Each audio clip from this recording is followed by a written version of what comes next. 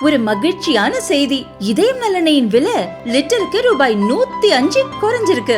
September 2023ல 1 litre இதயம் நல்லெண்ணெயின் அதிகபட்ச விலை ரூபாய் 503. ஆனா இப்ப 1 லிட்டர் இதயம் நல்லெண்ணெயின் விலை ரூபாய் 398 மட்டும்தான் தமிழ்நாட்டுல. அப்ப இனிமே எல்லாரும் இதயம் நல்லெண்ணெய் வாங்கலாம் இல்ல?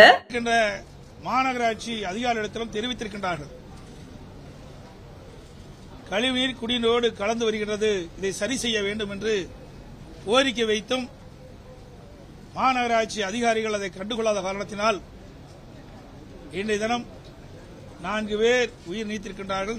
50க்கும் மேற்பட்டவர்கள் மருத்துவமனையில் சேர்க்கப்பட்டு சிகிச்சை பெற்று வருகின்றார்கள். 5 பேர் அவசர சிகிச்சை பிரிவிலே சேர்க்கப்பட்டு சிகிச்சை பெற்று வருகிறார்கள். மாண்பு அமைச்சருடைய பதில்,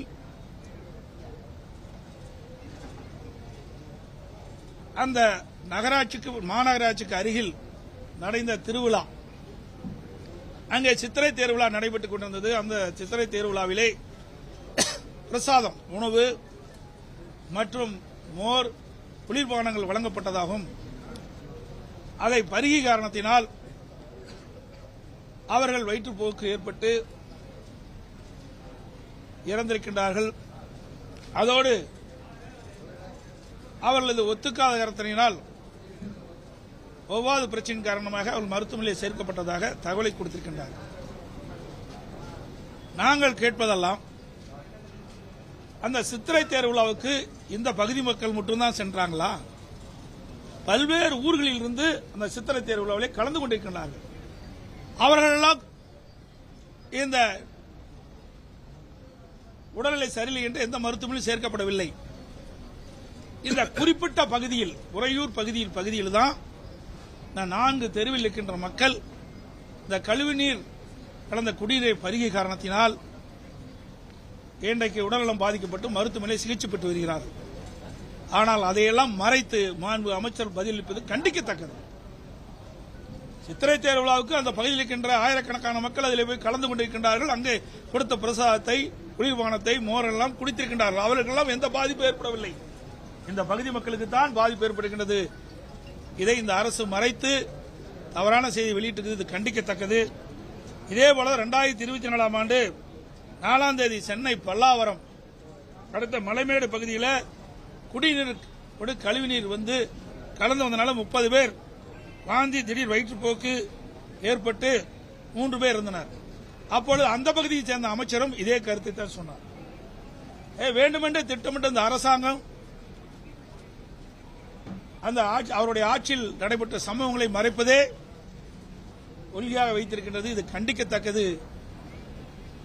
எங்களை பொறுத்த வரைக்கும் இந்த கழிவுநீர் குடிநீரோடு கலந்து வந்த காரணத்தினால்தான் அதை குடித்த மக்கள் பாதிக்கப்பட்டிருக்கிறார்கள். இந்த மக்கள் புகார் செய்தும் மாநகராட்சி அதிகாரிகள் இதில் கழிவுநீர் குடிநீர் கலப்பதை சரி செய்யாத காரணத்தினால் இன்றைக்கு இந்த நிலைமைக்கு மக்கள் ஆளாயிருக்கிறார்கள்.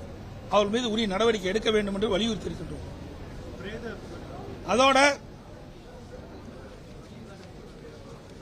நீங்க பாத்தீங்கன்னா, இன்னும் சட்டமன்றத்தில் இதெல்லாம் குறித்து பேசிட்டு இருக்கும்போது முதலமைச்சர் சில கருத்துக்களை சொல்றார். இன்றைக்கு மக்கள் நல்வாழ்வுத்துறை அமைச்சர் மாணி கோரிக்கை நடத்துது. நீட் தேர்வை பற்றி சொல்றார். இதை நீட் பல முறை விளக்கம் கொடுக்கப்பட்டது. உங்களுடைய தொலைக்காட்சி வாயிலாக கொடுக்கப்பட்டது, பத்திரிகை வாயிலாக கொடுக்கப்பட்டது, சட்டமன்றத்திலும் நான் இது குறித்து பேசியிருக்கிறேன். நீட் 2010 டிசம்பர் 21ஆம் தேதி நோட்டிபிகேஷன் வெளியிட்டாங்க.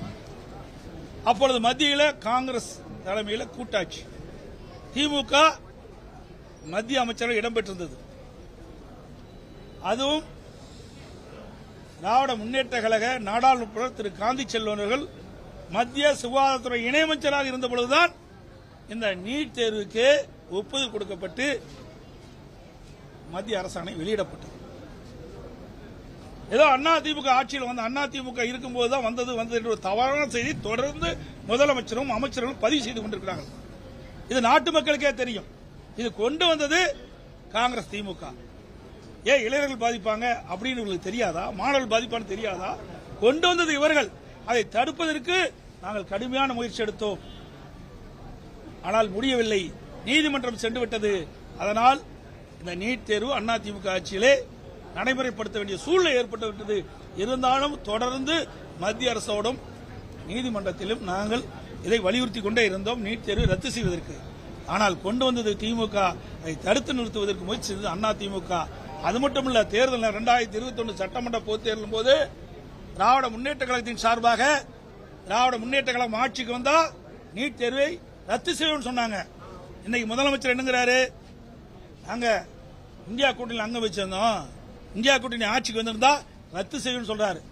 இதை ஏன் முதல்ல 2010 கொண்டு வரும்போதே ஏன் ரத்து செய்யல? அப்ப ரத்து செஞ்சிருக்கலாம்ல.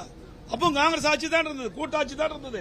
அப்போ ரத்து செஞ்சிருந்தா இவ்வளவு உயிரை நாம் இழந்திருக்க வேண்டிய அவசியம் இல்ல. இதுக்கு முழுக்க முழுக்க காரணம் திராவிட முன்னேற்ற கழகம் தான் என்பதை நான் இந்த நேரத்தில் தெரிவிச்சுக்கிறேன். அதோட இன்னும் சொல்றாரு, எப்ப பார்த்தாலும் திமுக காரரும் திமுக கூட்டணியில் அங்கம் வைக்கின்ற கட்சியெல்லாம் அண்ணா திமுக பாரதிய ஜனதா கட்சியோட கூட்டணி, அண்ணா திமுக பாரதிய ஜனதா கூட்டணி. எல்லா அறிக்கையும் கம்யூனிஸ்ட் கட்சி சேர்ந்த அறிக்கை விடுறாங்க, விடுதலை சிறுத்தை கட்சி சேர்ந்த அறிக்கை விடுறாங்க. இன்னைக்கு முதலமைச்சர் இப்படி துடிதுடிக்க பேசுறார். ஏங்க நாங்க கூட்டணி வச்சா நீங்க எங்க பதறீங்க? முதலமைச்சர் சட்டமன்றத்தில் ஏன் கோவப்படுறீங்க? நீங்க ஏன் பயப்படுறீங்க? அண்ணா திமுக யாரோடாலும் கூட்டணி வைப்போம், அது எங்களுடைய விருப்பம், எங்களுடைய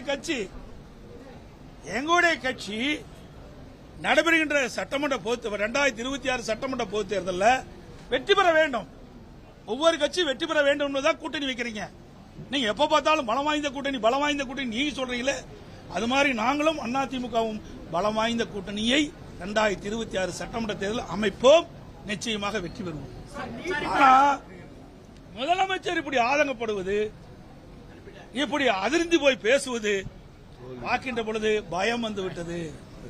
அதிமுக கூட்டணி அமைக்கப்பட்டு விட்டால் ஆட்சி மாற்றம் ஏற்படும், திமுக ஆட்சி இழக்கும், அதிமுக ஆட்சி வரும் என்று அவர் மனதிலே வந்த காரணத்தில்தான் அந்த வெளிப்பாடு பார்க்கப்படுகிறது. சட்டமன்றத்திலே நேருக்கு நேர் பார்த்தேன், அவர் பதற்றப்படுறதை பார்த்தேன், அவருடைய பேச்சிலிருந்து வர வார்த்தைகளை பார்த்தோம்.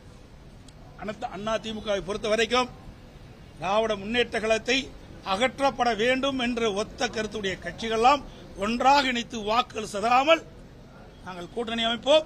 நிச்சயமாக 2026 சட்டமன்ற தேர்தலிலே திராவிட முன்னேற்ற கழக தலைமையில் அமைக்கப்பட்ட கூட்டணியை வீழ்த்துவோம்.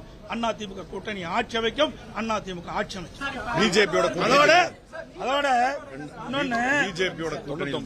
இன்னொன்னு திரு கருணாநிதி அவர்கள் பாரதிய ஜனதாவோட கூட்டணி அமைக்கும் போது 99 அமைக்கும் போது ஒரு கருத்து சொல்லியிருக்கிறார், ஊழலை விட மதவாதம் என்பது கொடுமையானது அல்ல. திரு கலைஞர் அவர்கள் திராவிட முன்னேற்ற கழகம் பாரதிய ஜனதா கட்சியோடு கூட்டணி வைக்கின்ற பொழுது அவர் சொன்ன கருத்து, ஊழலை விட மதவாதம் என்பது கொடுமையானது அல்ல அப்படின்னு அவர் கருத்து சொல்லியிருக்கிறார். அதோட 16/4/1999 முரசொலிமாறன் பேச்சு நாடாளுமன்றத்தில் அவர் பேசியிருக்கார். நெருக்கடி நிலையின் போது எமர்ஜென்சி நாங்கள் திமுக காங்கிரஸை விட்டு விலகிவிட்டோம். இப்போது நாங்களும் ஜனசங்கம் பாரதிய ஜனதா உறுப்பினரும் மார்க்சிஸ்ட் தோழர்களும் சிறையில் தோழர்களானோம். காரணம் எதுவாக இருந்தாலும் எங்களுடைய நீண்டகால அரசியல் வரலாற்றில் நாங்கள் அனைவரும் ஒதுக்கப்பட்ட மக்களுக்காகவும் சிறுபான்மை மக்களுக்காகவும் ஆதரவு அளித்து பாதுகாப்பு வந்திருக்கிறோம் என்று அவர் பேசியிருக்கிறார். அதுக்கு அடுத்தது 23/6/1999 முரசொலி கட்டுரையில் திமுகவினருக்கு அந்த கட்டுரையில் தெரிவிக்கப்பட்ட கருத்து, சிறுபான்மை மக்களிடம் பாரதிய ஜனதா கட்சியை பற்றி ஒரு சந்தேகத்தை ஒரு சிலர் உருவாக்கி வைத்திருக்கின்றார்கள் என்பது உண்மைதான்.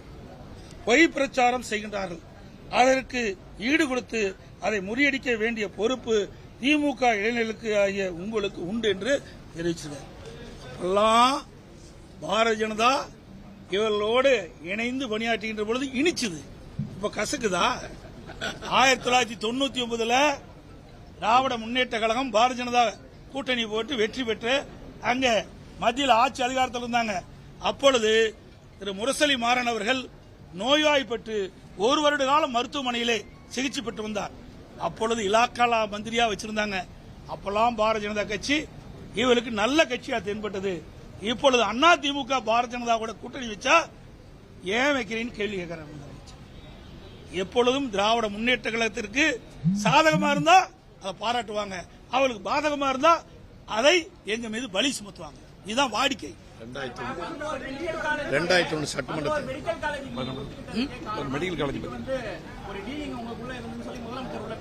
என்ன சட்டமன்றத்தில் எல்லாம் டீலிங் உண்டு. திராவிட முன்னேற்ற கழகம் எப்படி டீலிங் உண்டு எப்படின்னா, மேல ரெய்டு நடந்துட்டு இருந்தது, கீழ்த்தளத்துல அறிவாலயத்துல, மேல் தளத்துல ரெய்டு, இன்கம் டாக்ஸ் ரெய்டு, கீழ்த்தளத்துல கூட்டணி அமைச்சிட்டு இருந்தாங்க. அது அவர்களுக்கு பொருந்தும்.